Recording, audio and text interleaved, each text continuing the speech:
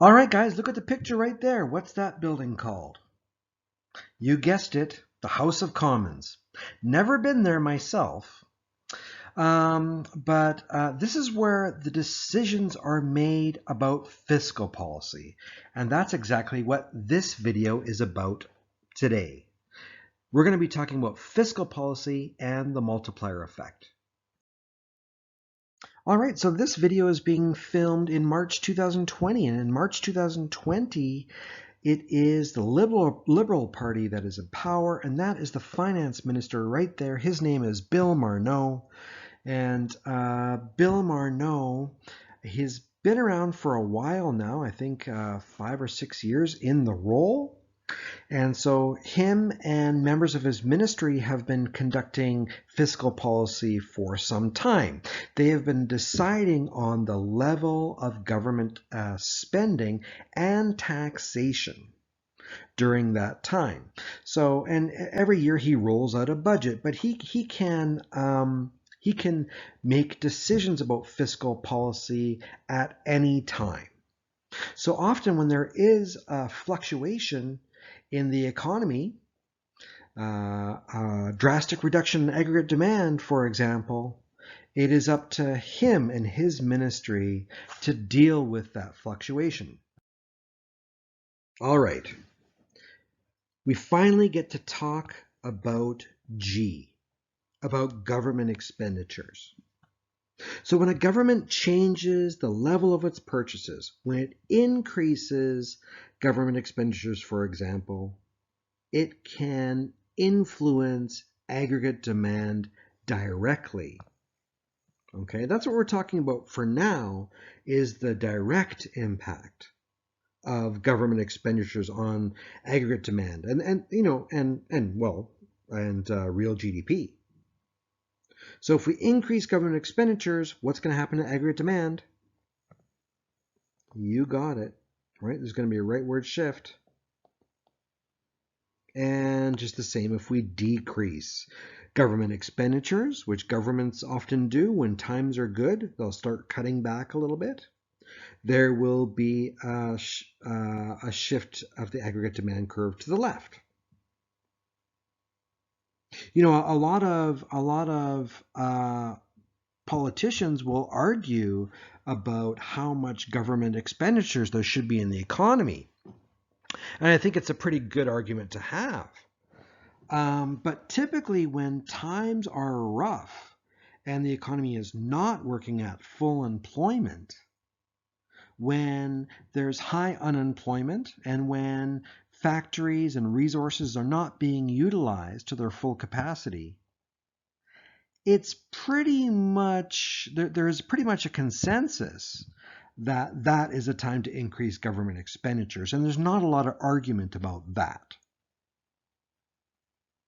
Governments can shift the aggregate demand curve to the right directly. And that also has some more indirect consequences as well. So if the provincial government was going to spend $50 billion on infrastructure projects in Alberta, that $50 billion would be a direct impact, have a direct impact on GDP and the aggregate demand curve in the amount of $50 billion. That would be direct. But there is also other consequences, and it basically stems from the fact that one person's spending is another person's income, which is another person's spending, which is another person's income throughout the economy. And when there is a decrease in aggregate demand for some reason, we lost confidence, so we cut down our spending. That means that another person's income is cut. And so if their income is cut, they will spend less. They spend less. Another person's income is less, so they will spend less. And it's like this cascading effect. But what governments can do is they can step in with government expenditures and they can increase the income of people. And when they increase the income of people, they will spend more. and that person's spending because means that someone else's income is larger, and so forth. So this is what has to happen when we're in an economic fluctuation and we need to get back to full employment. And there's pretty much a consensus upon that. There are long-term consequences as well to government budgets, typically when you increase government expenditures. But there are also long-term consequences from families not having employment, when people not being able to afford education. There are consequences when the value of people's assets decreases. So there's consequences on both sides. So I think that's why, doesn't matter what your political persuasion is, when you do get into government, and there is an economic calamity, any politician would listen to the experts and make the right decisions. And we've seen that in our history, in the last 100 years or so, we've seen governments take that action. In order to get back to full employment, governments will increase their expenditures. And that has a direct impact, but it also has more indirect impacts. And it's really connected with this idea that one person's spending is another person's income.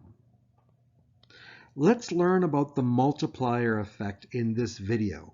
And in the next video, we will examine another reason why the shift in aggregate demand might be different from the change in the level of government purchases.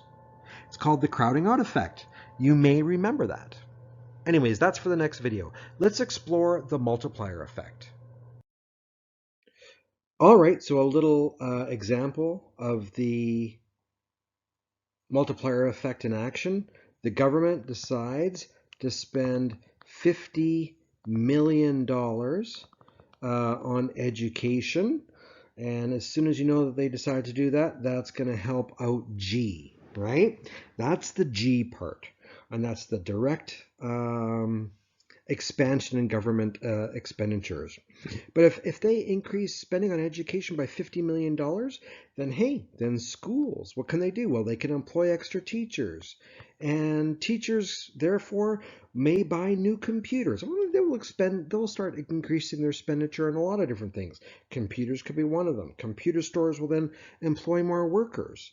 And then those computer store workers will spend money in restaurants. And then those restaurants will actually hire more people, right? And that's the idea here. So that original $50 million, that's basically G. But what else do we see here? When the schools employ extra teachers and then those teachers buy new computers, that's really C, right? So government expenditures can stimulate consumption. All right. And you know what? Government expenditures can also impact investment as well. Let's use the example of infrastructure spending. Let's say that the government spends money on building or fixing roads in and throughout Alberta.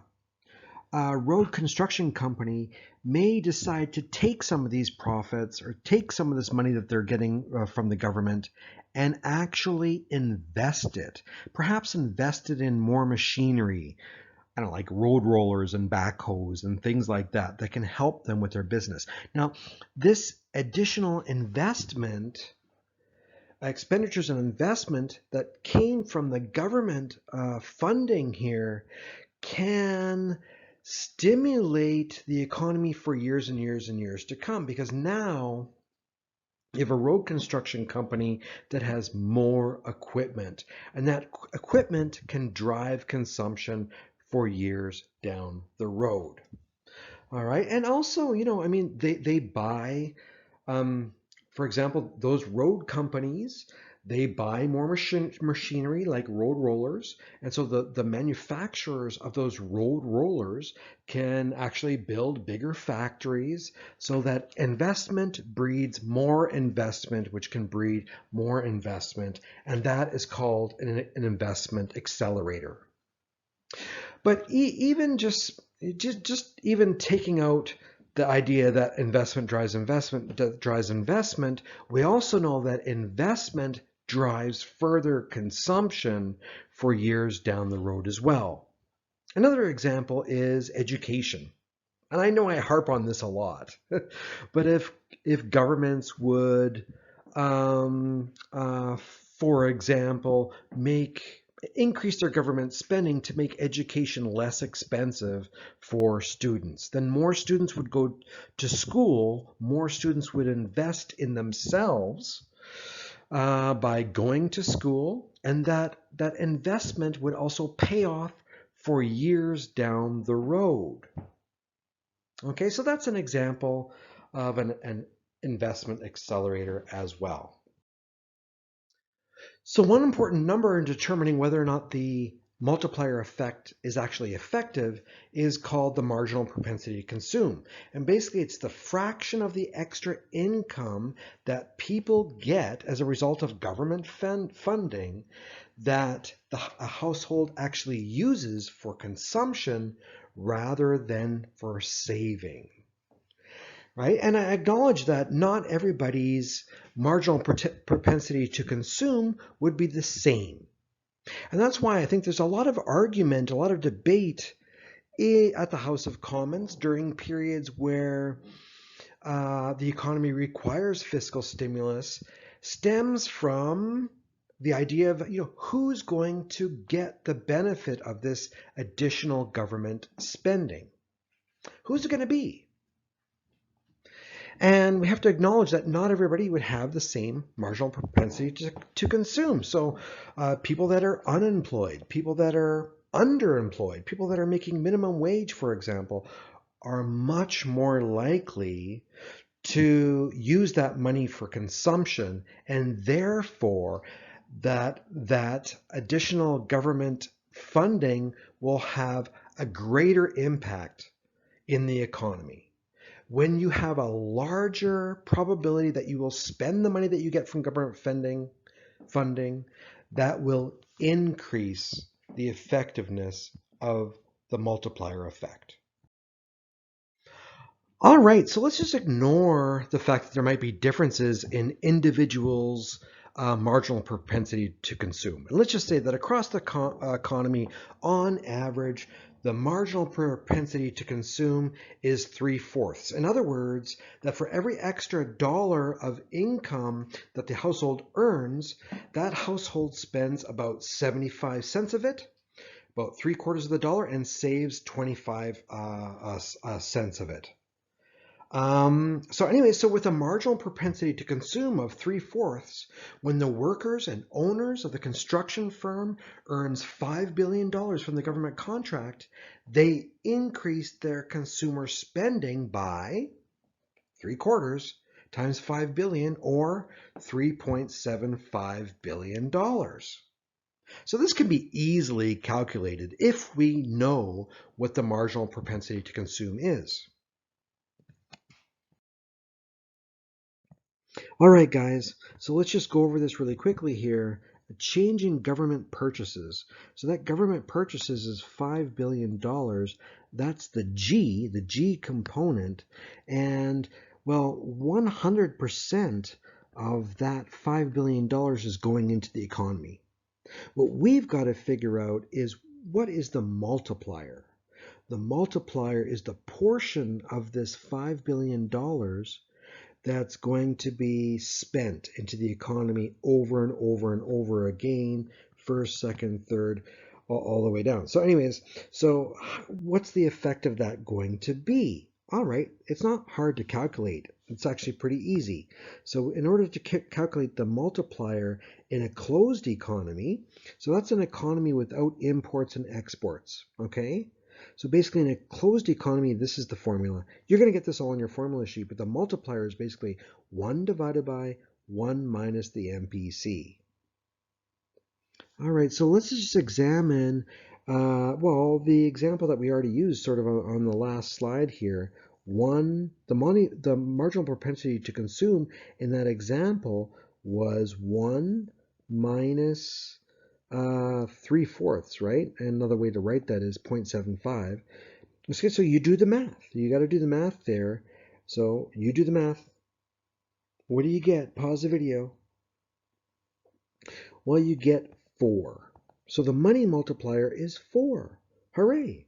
So $5 billion, that's this part up there, that $5 billion in government expenditures times 4, the multiplier effect, is $20 billion, right? So this $5 billion that the government spending into the economy is actually going to contribute to $20 billion in total um, um, increase in output into the economy. But you might say, well, Leslie, we're not in a closed economy, we're in an open economy, so we should be using this bottom formula here, and I would agree. Let's say that the marginal propensity to import, MPI there, let's say that the marginal propensity to import is 0.25 or 1/4. All right. I'm just going to add that right here, plus, because it's a plus sign there, right? It's a plus sign, plus 1/4, 1/4. And now we're going to be changing our number, aren't we? So if you do the math there, you're going to actually get 2. Okay, the multiplier is now 2 in this case. So we take our $5 billion and we multiply it times 2. And now, because Canadians often spend money on imported goods, now we only are creating $10 billion in increase in output as a result of $5 billion in government expenditures. So you can see that this marginal propensity to import has a significant impact on the multiplier. If you want to look over this example, it's on page 368 of your textbook. Anyways, so, we're talking about what is the multiplier effect really? It's the fact that my income goes up. So my income goes up, I'm gonna have at least some marginal propensity to spend more, to consume more. And so is that only limited to extra income that you get from government expenditures? No, it's not. It's not. It really isn't. So this whole multiplier effect applies to any event that will increase your income or the income of the people of the public, and therefore they will have a marginal propensity to consume more. All right, so it can alter spending on any component of GDP. So let's just take an example. Perhaps it's the stock market. Let's say the stock market starts booming. And so anyway, so people, and a lot of Canadians are in the stock market, whether or not they're in mutual funds or straight up stocks or bonds, they're investing in the stock market. So when the stock market goes way up, that gives people more income. And so when people get more income, there's a marginal propensity to consume. So they will save some of it, but they might consume some of it. So anyways, if the stock market soars, Canada's national income will increase, and therefore their spending will increase, and that has a multiplier effect. Anyways, I hope you enjoyed this topic.